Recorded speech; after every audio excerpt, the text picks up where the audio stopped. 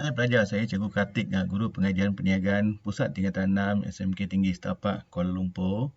So, hari ini Cikgu akan bincang satu lagi bahagian iaitu berkaitan dengan persekitaran tugas. Okey.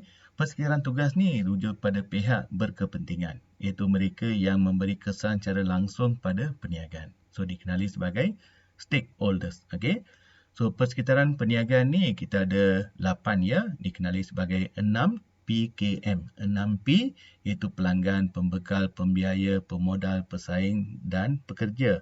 K rujuk pada kerajaan dan M ialah masyarakat. So di sini kamu kena tahu dua perkara. Iaitu satu, apakah pengaruh persekitaran tugas dan pada masa yang sama apakah tanggungjawab perniagaan pada pihak berkepentingan. So baca soalan dengan teliti ya.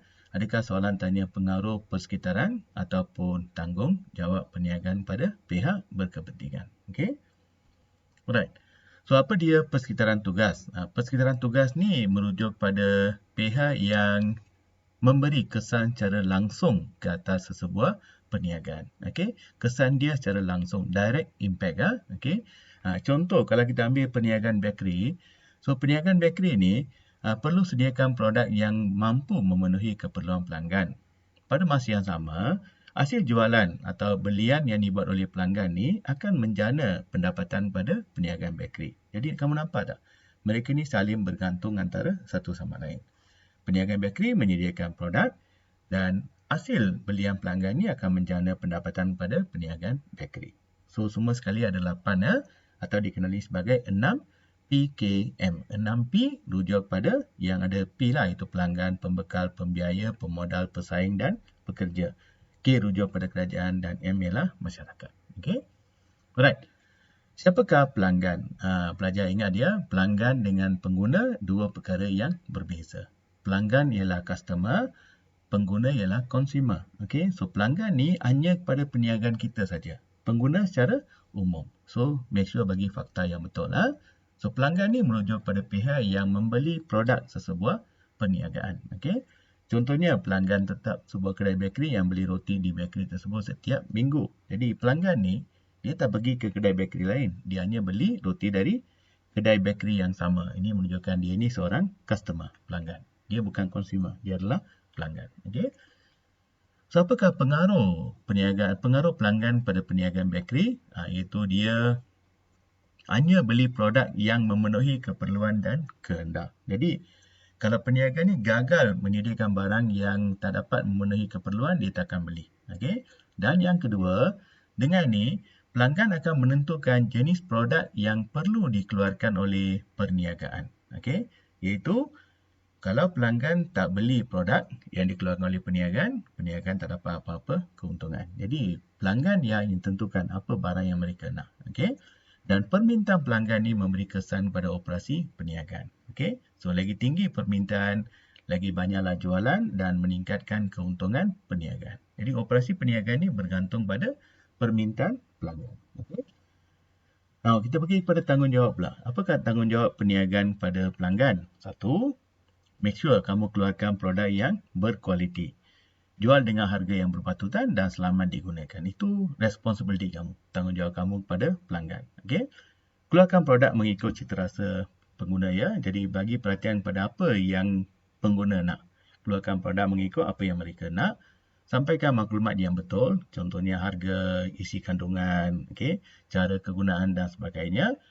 Sampaikan barang tepat pada masa, tempat dan kuantiti yang sesuai. Ini tanggungjawab perniagaan pada pelanggan.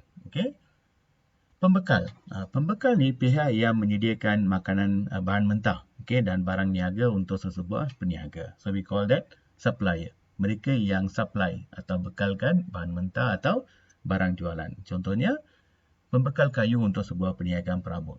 Okey. So apakah pengaruh pembekal kepada perniagaan? Hubungan baik. Okey. So pembekal yang ada hubungan baik ni dia pastikan bekalan berterusan. Jadi kalau kita ada hubungan yang baik dengan pembekal, pembekal ni walaupun dia ada masalah, dia akan pastikan bekalan kepada kita disampaikan tepat pada masanya sebab dia ada hubungan baik dengan kita. Kalau hubungan tak baik, dia mungkin kalau dia ada masalah, dia langsung tak pedulikan kita. Okey? Dan bekalan berkualiti. Jadi bahan mentah yang berkualiti akan memastikan barang yang kita keluarkan ni barang yang bermutu dan pastikan pelanggan kita dapat barang yang baik. Okey, ini bahan yang bergantung pada bekalan bahan mentah daripada pembekal. Jadi bayangkan kalau pembekal bagi bekalan bahan mentah yang kurang bermutu, ini akan menjejaskan produk yang kita keluarkan. Okey. Tempoh kredit. Kalau pembekal dia bagi tempoh kredit yang panjang, ini memberi kesan pada kewangan perniagaan kita. Okey. Tempoh kredit ni maksudnya tempoh hutang.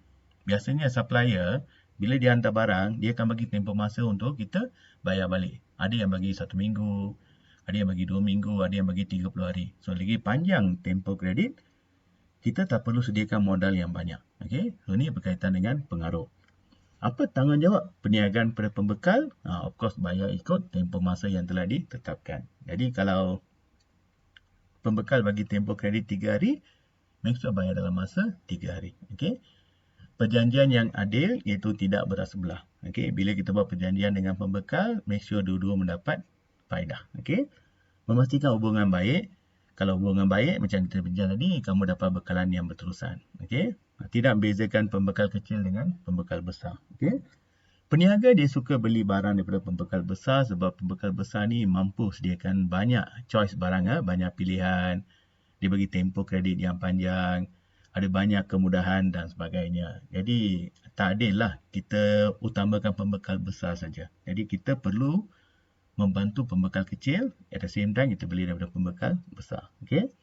Beri maklumat yang tepat dan benar. Jangan menipu. Okay? Bila kamu tipu, itu bukan satu tindakan yang bertanggungjawab. Okay? Pembiaya.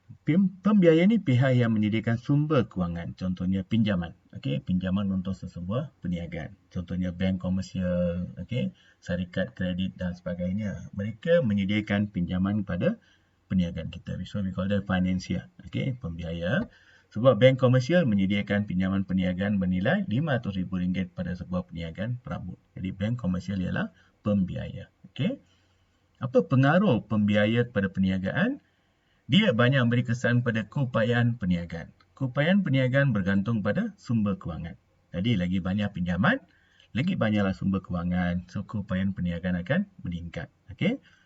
Tempoh bayaran dan kadar faedah yang dikenakan beri kesan pada operasi perniagaan. Okay? So kalau pembiaya bagi tempoh bayaran yang panjang, ini memberi kesan pada operasi perniagaan. Jadi kamu tak perlu bayar ansuran yang besar kan? Kadar faedah, kalau pembiaya kenakan kadar faedah yang rendah, ini memberi kesan pada operasi perniagaan. Kos pinjaman lebih murah. Okay? Operasi perniagaan lancar sebab ada kewangan yang mencukupi. Okay? Contohnya, masa COVID kan, COVID-19 ni banyak, semua bank ni ada memberi moratorium. Okay? Iaitu pelanggan bank yang ada pinjaman perumahan, okay? Pinjaman untuk beli bangunan, kenderaan ni, tak perlu bayar balik ansuran selama 6 bulan. So dengan ni mereka tak perlu risau tentang operasi perniagaan sebab bank bagi tangguhan. Okay? Bank membenarkan kita menangguh bayaran selama 6 bulan. Okay? Tanggungjawab perniagaan iaitu bayar balik ikut tempoh yang ditetapkan. Okay? So kalau tempoh dia 3 tahun, make sure bayar balik dalam masa 3 tahun. Okay? Bertanggungjawab bayar balik semua hutang termasuk faedah. Okay? So bila kita meminjam, kita akan dikenakan faedah. Jadi make sure bayar hutang dengan faedah. Okay? Dan make sure bagi maklumat yang tepat dan benar. Sebab pembiaya ni dia bagi pinjaman. Pinjaman dia banyak bergantung pada maklumat yang kita bagi. Kalau maklumat kita betul, dia percaya kita. So, dia akan bagi pinjaman. So, dia juga menanggung risiko kan. Jadi, dia bagi maklumat yang salah, maklumat yang tak tepat, dia mungkin tertipu. Dia bagi pinjaman kepada kita. Okay? Yang keempat, pemodal atau pelabur. Okay? Iaitu pihak yang menyumbangkan modal dalam perniagaan. Okay? Investor. Mereka yang menyumbangkan modal, kapitalis. Okay?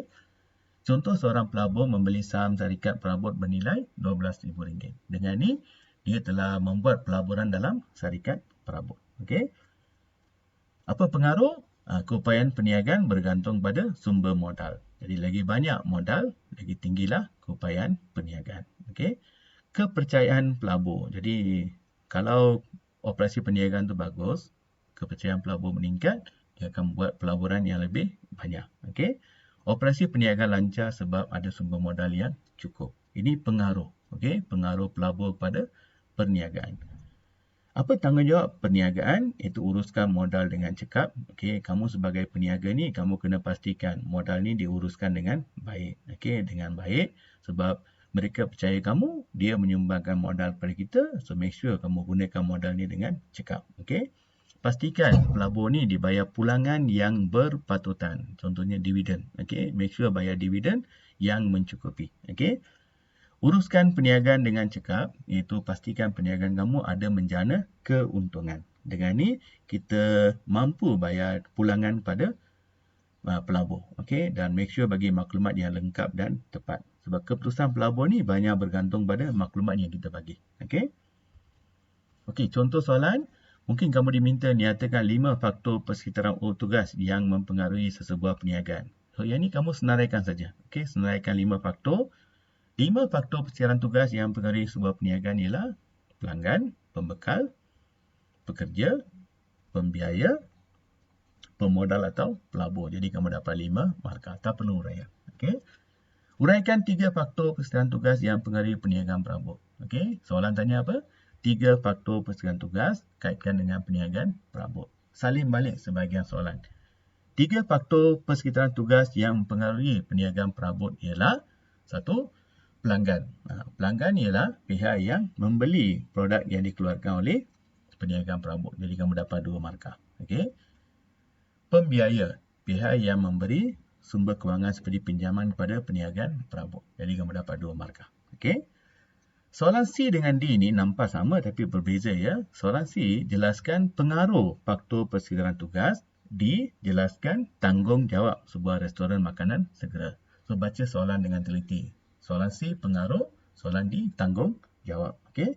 So cara menjawab, pelanggan berikan definisi dulu. Pelanggan ialah pihak yang membeli produk yang dikeluarkan oleh sebuah perniagaan. Jadi kamu dapat 1 markah.